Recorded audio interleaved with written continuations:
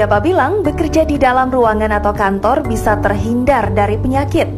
Justru bekerja di balik meja berisiko terkena beberapa jenis penyakit tertentu, seperti sakit pada persendian tangan akibat terlalu sering bekerja menggunakan tangan, di mana lengan atau jari terasa kaku, pegal, dan ngilu. Tekanan pekerjaan dan deadline tak jarang membuat Anda stres dan membuat Anda terus memaksakan diri untuk tetap bekerja tanpa bisa beristirahat. Akibatnya Anda bisa terkena sakit kepala yang menyebar ke bagian leher, punggung, hingga pinggang. Gejala penyakit yang tergolong ringan ini bisa berakibat fatal bila tak diatasi secara cepat. Ditambah dengan pola hidup yang tidak tepat, bisa berakibat timbulnya penyakit lain yang bisa menyebabkan kelumpuhan.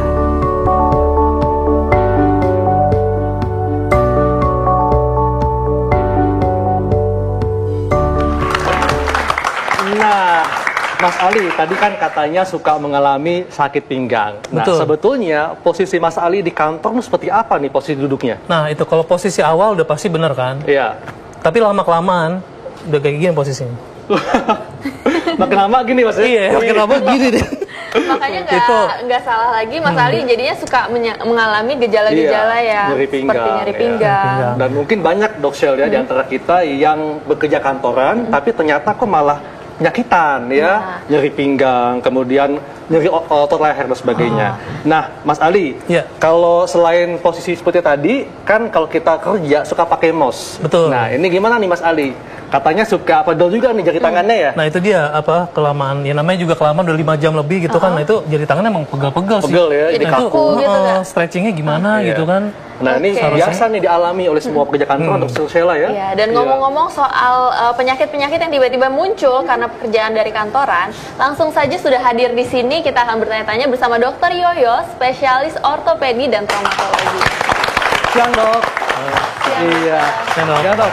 Sini dok. Iya. Baik dok. Ya. Nah, Mas. Oh, duduk aja. Nah, Dr. Yoyos, dok, ini kan yang dialami Mas Ali dan pekerja kantoran lainnya itu kadang nggak sadar bahwa posisi duduk yang salah berjam-jam itu bisa mengakibatkan sejumlah keluhan. Betul. Seperti nyeri pinggang, Ya. kemudian kaku otot leher dan sebagainya. Nah, ini bagaimana dok? Kenapa bisa terjadi hal-hal seperti ini? Ya, intinya kan kalau itu kita berbicara mengenai loading yang didapat oleh badan kita. Loading ini berarti beban ya? Beban, ya. Dan kekuatan dari tubuh kita. Ya. Ya kan? Ada ketidakseimbangan antara beratnya loading dengan beban dengan ketahanan tubuh kita. Oke. Ya, itu kadang-kadang orang memperkirakan bahwa kerja kantoran tuh kan ringan Duduk doang ya. Iya, doang, Betul. apa sih beratnya? Iya. Makanya saya sering lakukan percobaan atau Iya. apa semacam Eksperimen. Iya. Gimana dok? Coba tolong ini dipegang. Oke. Pegang? Berat nggak? Enggak. Enteng kan? Enteng. Iya. Coba 1 jam. Berat. Nah, Itu ya. Gemeteran Jadi, lah. ya 5 jam atau berhari-hari. Iya. Kalikan sekian tahun, ya kan? Iya, iya. Itu beban yang didapat oleh tubuh kita. Oke. Jadi Kalau dok, dari artinya- posisi duduk seperti ini dok, Oke. duduk yang seperti apa sih sebenarnya yang salah? Duduk itu sebetulnya ada 2. Posisi duduk itu sendiri dan juga meja dan kursi yang Iya. dipakai. Harus ergonomis. Artinya harus sesuai dengan Iya. prinsip-prinsip yang menopang, mempermudah Oke. tubuh kita. Di antaranya ini, kan menurut saya tadi bilang, saya awalnya benar kok. Iya. Tapi kita lihat ini dia tidak ditopang. Punggungnya nggak ditopang. Oke. Harusnya Jadi dia senderan ya? tertopang. Oke. Kemudian kita lihat meja ini. Seharusnya meja ini ada rongganya di sini. Rongganya ya? Untuk Oh, masuk oke. si Kaki. kaki kita. Betul, betul, Sehingga kita betul. tidak mencangkungin Iya. nanti. Iya, iya, benar-benar. Maka nggak Di berharap posisi kalau gini ya, berakhir dok, gini ya? tadi. Untuk lama-lama. berbicara mengenai mouse nih dok ya. Iya. Ini kan kita menggunakan mouse tiap hari, tiap jam berjam-jam ya. Kemudian ngetik juga. Iya. Nah ini kadang-kadang bisa membuat jari kita kaku atau Iya. nyeri. Nah seperti di gambar belakang ini dok. Iya. Nah apa yang terjadi pada jari kita ketika kita terlalu lama mengetik atau menggunakan mouse? Silakan Mas Ali, sini Mas. Iya. Ya, jadi kalau bisa saya jelaskan bahwa kita urat-urat kita itu penyebar lewat sini ya, lewat satu terowongan. Ada di sini ada yang disebut dengan terowongan A1 sampai ke A4 ya. Di mana dia tuh kalau kita terlalu terbebani terlalu lama, terlalu berat, dia bisa menimbulkan iritasi. Iya. Iritasi itu yang menyebabkan bengkak. Bengkak menyebabkan penjepitan pada si urat kita. Itu Jadi yang tertekan itu bagian pergelangan dok ya kalau kita ngetik gitu ya, yang berjam-jam atau gimana nih dok? di sini ya, Di sini ya? Di sini ya. Oh di sininya ya? Memang biasanya karena posisinya seharusnya kan yang normal adalah posisinya datar terhadap permukaan dari si laptop Semestinya kita. datar ya. Mouse-nya.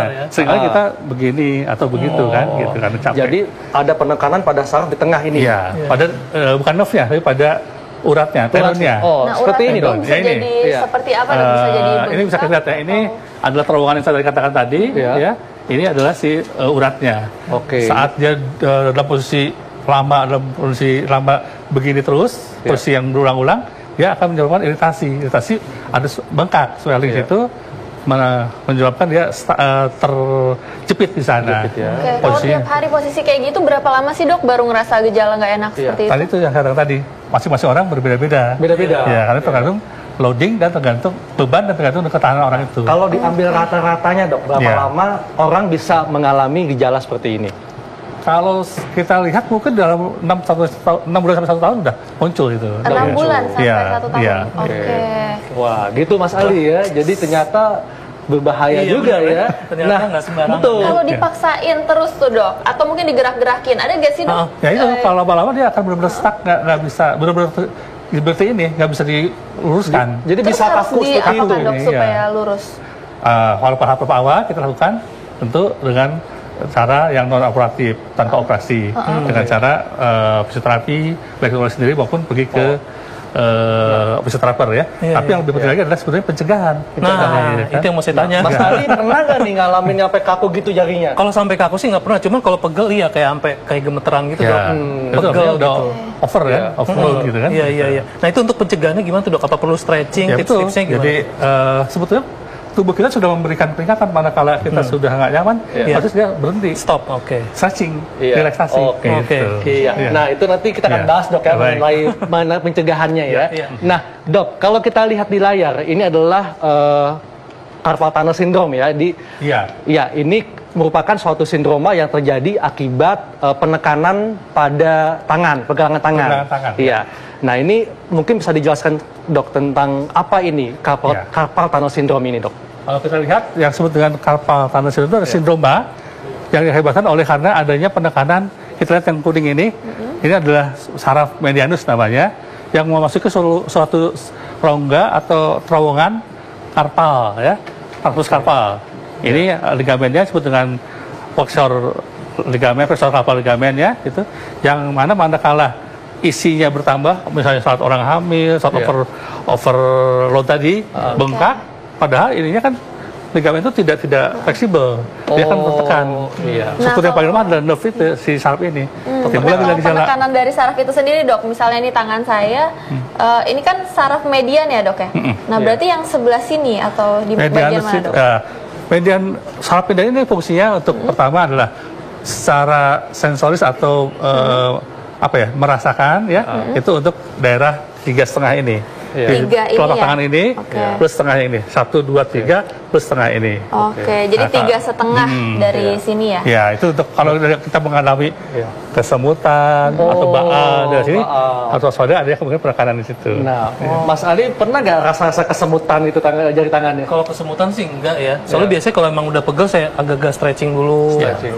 Diemin dulu terus baru mulai lagi gitu sih. Oke. Karena kadang-kadang kita manakala dikejar dikejar sesuatu target, Deadline. Mau nggak mau dipaksa ya dok Ngebut ya. ya? Tapi kadang-kadang begitu kita stres, semua otot tegang juga bisa memicu kali dok ya? Iya betul. Apalagi kalau seluruhnya bukan cuma di sini, tapi juga mungkin bisa neck pain, back Nah, pain, itu gitu. dok. Iya. Ternyata tidak hanya tangan ya, dan punggung pun pinggang bisa ngilu atau nyeri akibat posisi yang salah. Nah ini bagaimana dok bisa timbul rasa nyeri pada pinggang dan punggung? Jadi kembali pada dasarnya adalah suatu ketidaksesuaian antara loading, Beban dengan tekanan tubuh kekuatan. kita. Ya. Ya kan? Awalnya biasanya kita yang tegang adalah masalah ototnya kan.